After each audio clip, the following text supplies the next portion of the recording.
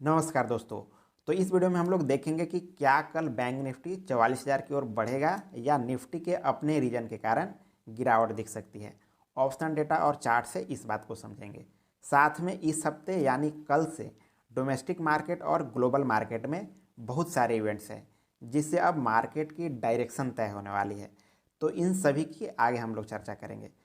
तो अगर शुरुआत यूएस मार्केट से ही करें तो फ्राइडे की रात में यहाँ 0.25 से 1% के बीच गिरावट दिखी है और इसका रीज़न है यूएस का प्रोड्यूसर प्राइस इंडेक्स डेटा जो फोरकास्ट से बढ़कर आई है।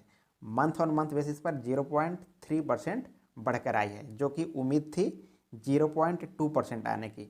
और कंज्यूमर सेंटिमेंट के डेटा भी एक्सपेक्टेशन से बढ़कर आया है। 56.9 फोरकास्ट थी लेकिन 59 आया है जो ये बता रहा है कि अभी भी इकोनॉमी में रोबस्ट डिमांड बनी हुई है। फेड की रेट हाइक्स जो अब तक इतने हुए हैं उसका असर दिख नहीं रहा है। अभी भी इन्फ्लेशन उम्मीद के मुताबिक डाउन नहीं आ रहा है। और अब मंगलवार को यूएस के सीपीआई डेटा भी आने वाले हैं नवंबर महीने के। और 14 नवंबर को यूएस फेड की रेट हाइक्स पर फैसला आना है। इसलिए मंगलवार को जो इन्फ्लेशन के डेटा आने वाले हैं इसका ज़्यादा इम्पैक्ट फेड की कमेंट्री पर पड़ने वाला है। अगर इन्फ्लेशन डेटा उम्मीद के मुताबिक आते हैं तब तो ठीक है, वरना पॉलिसी से एक दिन पहले ही बड़ा डिप मार्केट में दिख सकता है। इसलिए यहाँ नज़र रखें। वैसे अभी भी 50 बेसिस पॉइंट रेट हाइक्स की बात चल रही है लेकिन लंबे समय तक रेट्स बढ़े रहने के कारण अब 2023 में रिसेशन आने के संकेत दिख रहे हैं। और इसी कारण से अभी यूएस इकोनॉमी में अनसर्टेनिटी रहने के कारण टेक स्टॉक में ज़्यादा पिटाई चल रही है। इसलिए फ्राइडे के सेशन में सारे मूविंग एवरेजेस को ब्रेक कर नीचे ट्रेड कर रहे थे आईटी इंडेक्स। यहाँ 3.25% तक की गिरावट दिख रही थी। और कल हमारे सीपीआई डेटा यानी इन्फ्लेशन के नंबर्स आने हैं। तो इन सभी इवेंट्स के बीच इस हफ्ते भयंकर उठापटक दिखेगी मार्केट में। लेकिन ऐसे में राहत क्रूड प्राइस से है। यहाँ लगातार गिरावट जारी है। WTI क्रूड 71 और ब्रेंट 76 के आसपास आ चुका है। गिरावट का रीजन है एक तो रसिया पर जो प्राइस कैप लगा है उसके चलते इंटरनेशनल मार्केट में बड़ा असर पड़ा है। और सेकेंड है रिसेशन का डर जिससे डिमांड में और कमी आने की उम्मीद है। लेकिन क्रूड प्राइस का गिरना चाहे किसी भी कारण से गिरे हमारे मार्केट के लिए बेनिफिशियल है, खास तौर पर बैंक्स के लिए। इसलिए यहाँ बड़ी तेजी दिख भी रही है।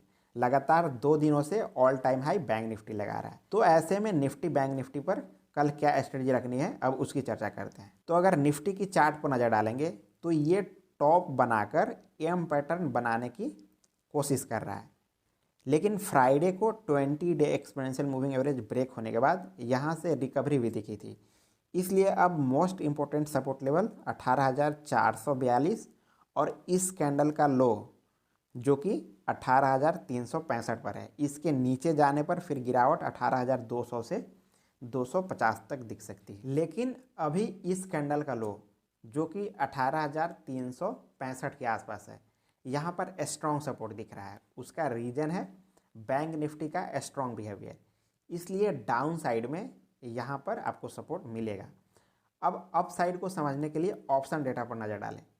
यहाँ 18,600 पे 1,34,00,000 का टोटल शॉर्ट पोजीशन है जिसमें 73 लाख फ्राइडे को ही ऐड हुए हैं।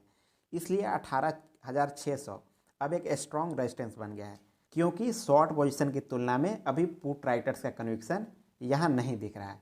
अब ऑप्शन डेटा से 18,400 और 18,300 ही सपोर्ट लेवल है क्योंकि कॉल राइटर्स की तुलना में पुट राइटर्स का यहाँ अच्छा खासा पोजीशन है। इसलिए अगर 18,360 से 330 के आसपास सपोर्ट मिलता है तो फिर 18,459, 542, 608 और 674 ये लेवल्स आते दिखेंगे। अब ऑफ साइड में इम्पोर्टेंट लेवल 18,620 से 635 है। यहाँ आकर सस्टेन करते हैं तो ही बड़ी रैली की शुरुआत होगी, इस बात को याद रखें। लेकिन अब बात करते हैं बैंक निफ्टी की क्योंकि ये 44,000 की ओर बढ़ रहा है। लेकिन यहाँ तक आपको मेरी बात क्लियरली समझ में आई है तो एक लाइक ज़रूर करते चले और सब्सक्राइब करके बेल आइकन भी दबा दें ताकि रेगुलर वीडियो का अपडेट आपको मिलती रहे।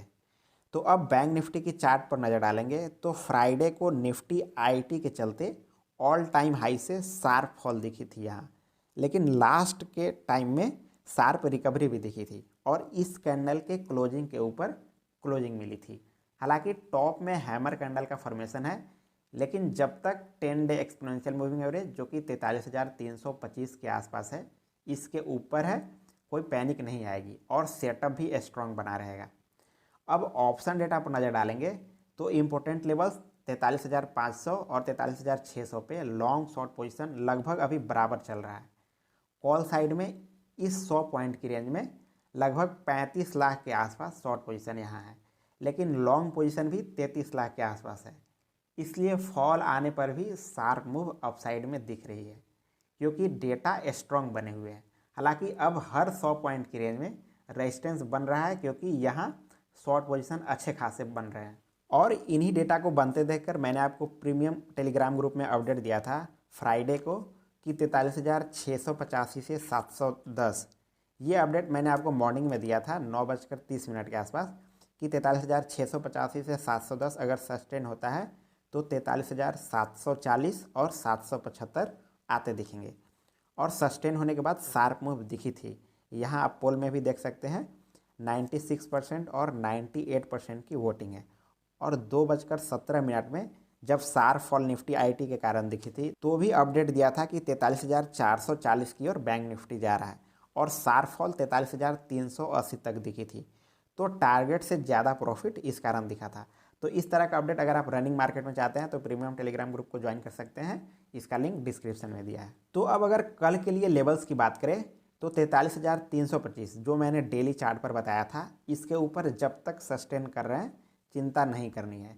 43,325 के बाद 477, 520 और 585 ये कंसोलिडेशन लेवल है। और 43,625 के ऊपर सस्टेन होने पर 680, 750 आपको आते दिखेंगे।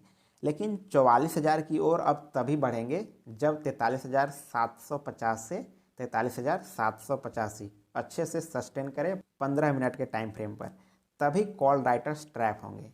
यहाँ सस्टेन होते हैं तो फिर 43,825 को क्रॉस होते ही 960 और 44,150 की ओर बढ़ेंगे। लेकिन रनिंग मार्केट में अपसाइड डेटा इस तरह के बनते हैं तो ही ऐसा होगा। तो अगर आप रनिंग मार्केट में अपडेट चाहते हैं तो प्रीमियम टेलीग्राम ग्रुप को ज्वाइन कर सकते हैं, इसका लिंक डिस्क्रिप्शन में दिया है। तो इस वीडियो में आज के लिए इतना ही, अब मिलते हैं नेक्स्ट वीडियो में।